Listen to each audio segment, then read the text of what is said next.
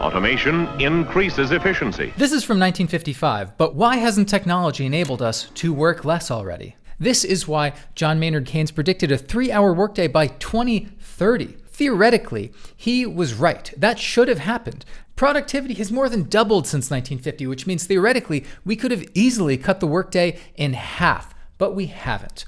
It's 2025, and I don't know anyone leaving work at 1 every day. This is a prediction people keep making. I'm pretty sure Bill Gates made it, just a few years ago about AI. Men and women who lived by machines and bought machine-made goods and slept and were wakened to go to the machines.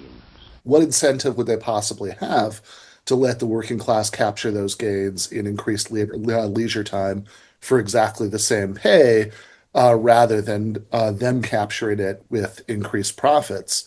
They wouldn't. So the classic example of this is the cotton gin. Separating cotton fibers from the seeds was terrible, laborious work. It was being done by slaves.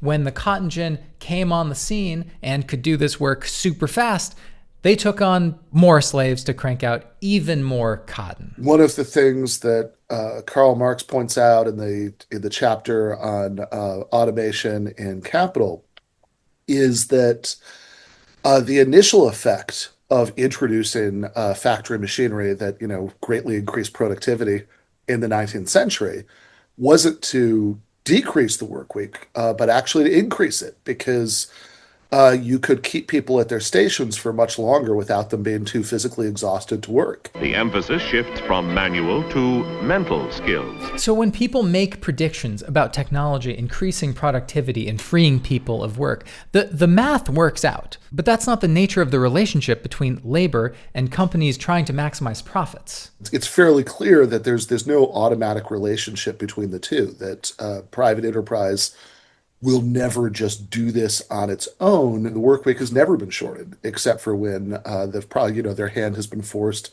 by the labor movement, the regulatory state, or some combination of the two.